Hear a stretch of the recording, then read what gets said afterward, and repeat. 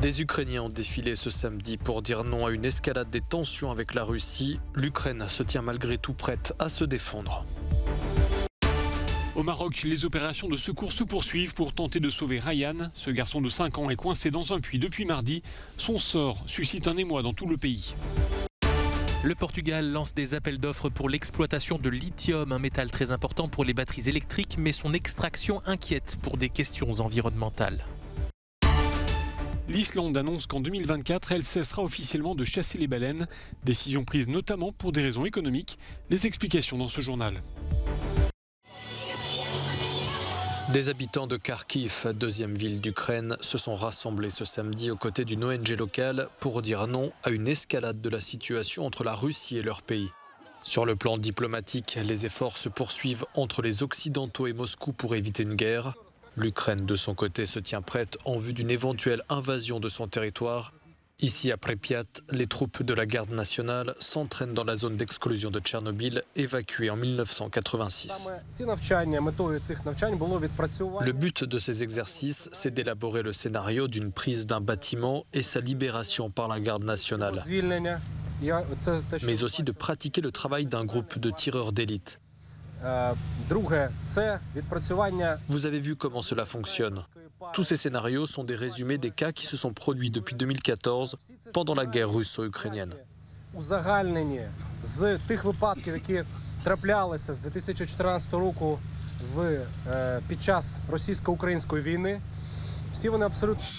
En plus des 100 000 soldats russes massés le long de la frontière ukrainienne, Moscou a également déployé des militaires au Bélarus, dans une zone qui se trouve à une dizaine de kilomètres seulement au nord de Pripyat. Russie et Bélarus doivent y réaliser des manœuvres militaires ce mois-ci. De son côté, Varsovie a confirmé ce samedi l'arrivée des premiers renforts en provenance des États-Unis. Ce samedi, à l'ouverture du sommet annuel de l'Union africaine qui se tient dans la capitale éthiopienne Addis Abeba, le Premier ministre palestinien a appelé à retirer l'accréditation accordée à Israël en juillet dernier. Israël ne devrait jamais être récompensé pour ses violations et pour le régime d'apartheid qu'il impose au peuple palestinien. En tant qu'entité, Israël a progressé et est passé de l'extrémisme au militarisme et à l'expansion coloniale. Cela doit cesser. Dans son discours d'ouverture du sommet, le président de la Commission de l'Union africaine, à l'origine de la décision d'accréditer Israël, a défendu son choix qu'il voit comme un instrument au service de la paix et appelé à un débat serein sur le sujet.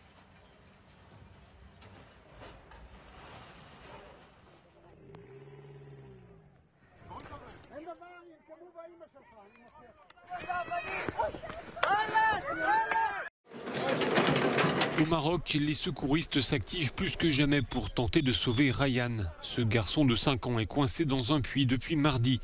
Cela se passe dans un village montagneux de la province de Chefchaouen, dans le nord du Maroc. Dans quel état se trouve l'enfant?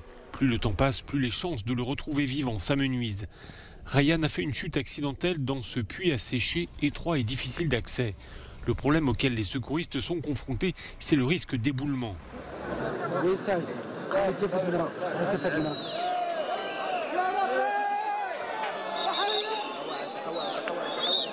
Cela fait 5 jours que c'est l'effervescence autour de ce trou béant dans lequel il a glissé. Des équipes de secours qui se relayent, mais aussi des villageois des environs venus proposer leur aide, des journalistes et de nombreux curieux. Ce drame est aussi très largement commenté sur les réseaux sociaux avec de nombreux messages de solidarité.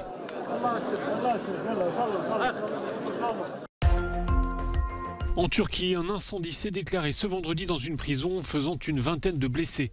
Cela s'est passé dans un établissement pénitentiaire situé dans la partie est d'Istanbul. Pour une raison encore indéterminée, le feu s'est déclaré dans la prison. 20 détenus et un gardien ont été hospitalisés, mais leurs jours ne sont pas en danger. Les autorités ont indiqué que l'incendie est à présent maîtrisé. Dramatique accident d'avion ce vendredi au Pérou. Les 7 passagers de ce petit avion de tourisme sont morts. Le drame s'est produit peu après le décollage. Il y avait à bord 2 pilotes péruviens et 5 touristes, 2 Chiliens et 3 Néerlandais. Ils étaient venus observer les glyphites du désert de Nazca, ces immenses figures géométriques visibles uniquement du ciel.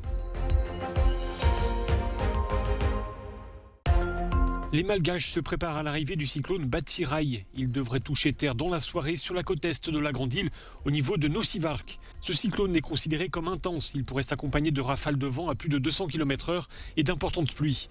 Les autorités mettent en garde sur les risques liés au passage de ce cyclone, le deuxième en quelques semaines à toucher Madagascar.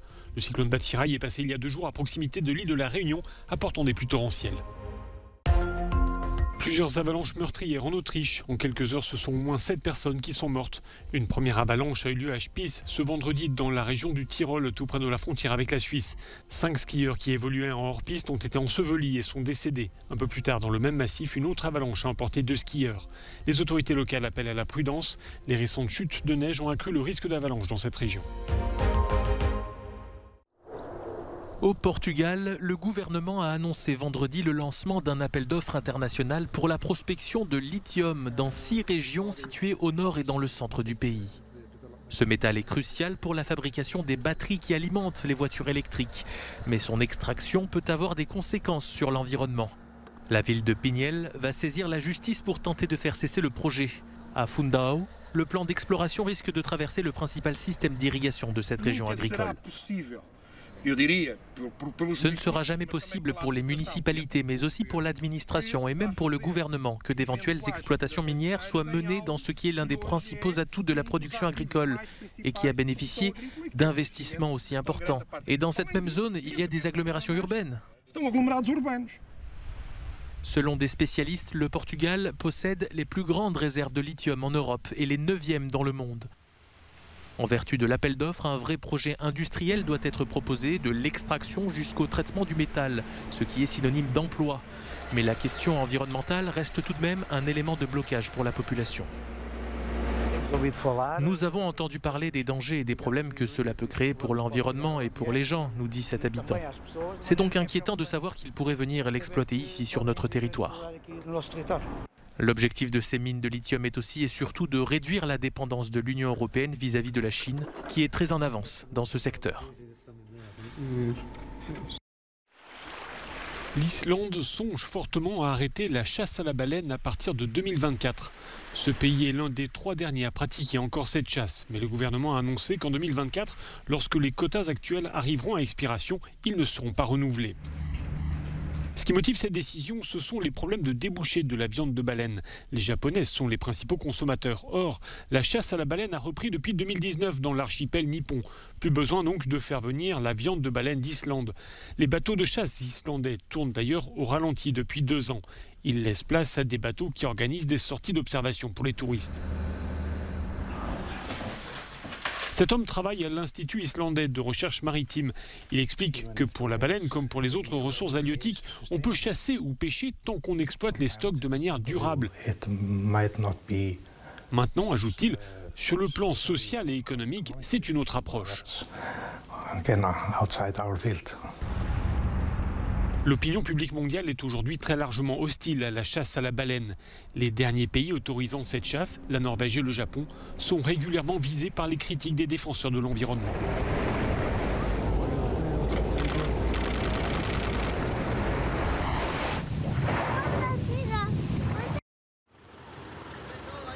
Les tensions toujours vives ce vendredi dans le bidonville Puerta Ocho, situé en banlieue de Buenos Aires. Puerta Ocho a été identifié comme étant le lieu qui a servi de point de vente à la cocaïne frelatée qui a déjà tué 24 personnes en Argentine. Plusieurs personnes ont été interpellées, mais des habitants dénoncent l'arrestation des petites mains du trafic. À côté de chez moi, il y a un champ où ils vendent de la drogue. Pourquoi ne les recherchent-ils pas? Pourquoi en ont-ils après une innocente qui n'a rien à voir avec ça? Comment allons-nous payer un avocat alors que nous n'avons pas de quoi acheter suffisamment à manger? Une vingtaine de personnes étaient toujours hospitalisées dans l'agglomération de Buenos Aires ce vendredi. Les autorités préviennent que ces trafics, avec un petit nombre de vendeurs et un grand nombre d'acheteurs, risquent de se développer partout dans le pays. Le destin de l'Argentine sera la formation d'oligopoles avec ces bandes. Et ce que nous voyons déjà à petite échelle dans la ville de Rosario se répandra dans la ville et la province de Buenos Aires, mais aussi dans le reste du pays. La substance avec laquelle la drogue a été coupée n'a pas encore été identifiée, mais il pourrait s'agir d'un dérivé d'opiacés. Depuis l'intoxication, plus de 20 000 doses de cocaïne ont été récupérées par la police sans savoir combien d'entre elles étaient contaminées.